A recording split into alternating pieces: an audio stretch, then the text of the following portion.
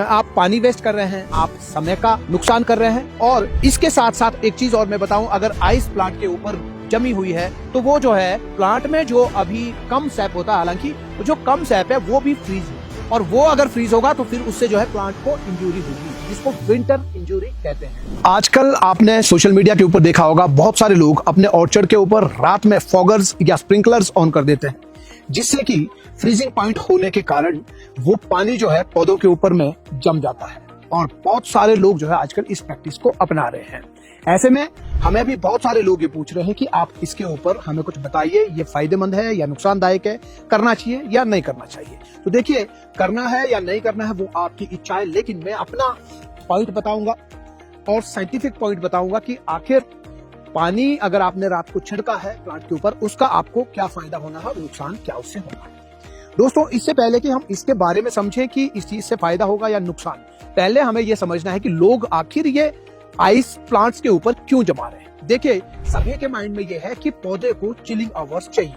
लेकिन ये chilling hours किस टेम्परेचर को कहा जाता है और कितनी रिक्वायरमेंट रहती है, ये जानकारी नहीं होगी तो फिर आपको समझ नहीं आएगा कि ये करना है या नहीं करना है। देखिए, चिलिंग आवर जो है, इसका मतलब ये है कि पौधा सर्दियों में डोरमेंसी में जब जाता है तो उसके ऊपर जो बड मौजूद होते हैं, चाहे वो स्पर है, चाहे वो फ्रूटिंग बड है, चाहे वेजिटेटिव बड है, जो भी, जिसको आंख भी कहते हैं बहुत सारे लोग, ये आंख जो है इसको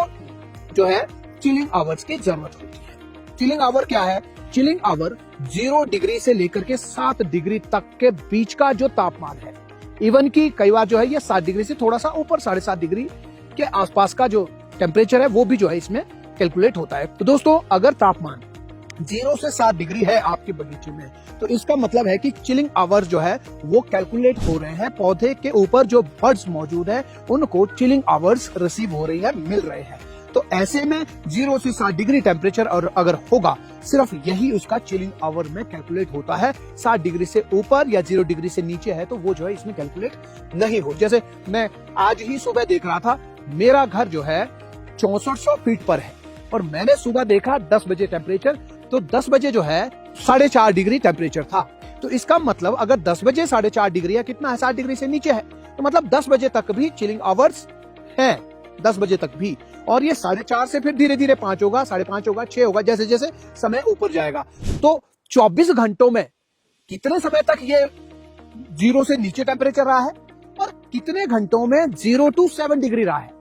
ओनली 0 से 7 डिग्री का जो टेम्परेचर है वही चिलिंग आवर्स में कैलकुलेट होता है। इट मींस कि 0 से नीचे टेम्परेचर जाएगा तो वो किसी काम का पौधे के लिए खास करके बिल्कुल भी नहीं है। हाँ, ये जरूर माना जाता है कि अगर टेम्परेचर 0 से नीचे जाएगा तो फिर कई सारे कीड़े मकोड़े, उनके अंडे जो है वो नष्ट होंगे। लेकिन उसमें भी मैं आपको बता देता हूँ कि जो हमारे यहाँ पर जो ज्यादा मुश्किलात पैदा करने वाले जो कीट है वो क्या है, वो है लीफ माइनर। कश्मीर की अगर मैं बात करूँ,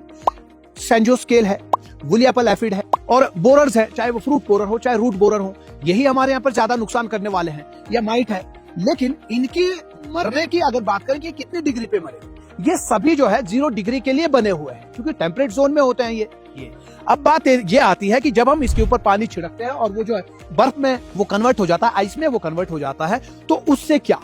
देखिए, पहली बात तो ये है कि अगर वो पानी बर्फ में कन्वर्ट हो रहा है, इसका मतलब 0 डिग्री टेम्परेचर जो है, फ्रीजिंग टेम्परेचर जो है, वो आपके ऑर्चर्ड में ऑलरेडी है, वो आपने नहीं बनाया है। हाँ, ये जरूर है कि आप अगर फॉगर चलाते हो तो फॉगर से जो 2 डिग्री टेम्परेचर था, हो सकता है आपके बगीचे में फ्रीजिंग पॉइंट ना हो, 2 डिग्री टेम्परेचर हो, और आपने फॉगर चलाने के बाद या पानी चलाने के बाद में, स्प्रिंकलर चलाने के बाद में, उस पानी की वजह से आपका माइक्रो क्लाइमेट बगीचे का जो है वो 2 डिग्री नीचे आ गया और वो फ्रीजिंग हो गया, मतलब आपकी आइस बन गई। इसका मतलब आपका 2 डिग्री टेम्परेचर ऑलरेडी था, फिर उसको आपने अगर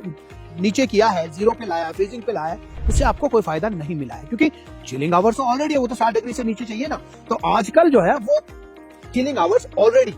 मिल ही रहे हैं, कहते थे, लेकिन आजकल जो है 4.5 से भी नीचे लोग प्लांटेशन कर रहे हैं, तो वो एक वहां पर हो सकता है चिलिंग आवर जो है वो बहुत कम हो रहे हो, तो मे भी उनके लिए जो है थोड़ा सा हो सकता है। अगर मान लो 9 डिग्री टेम्परेचर है, तो वो पानी चला करके उसको 9 से 7 डिग्री लेके आ रहे हैं, 6 डिग्री लेके आ रहे हैं, तो उनके लिए वो फायदेमंद हो सकता है। बट अगर आप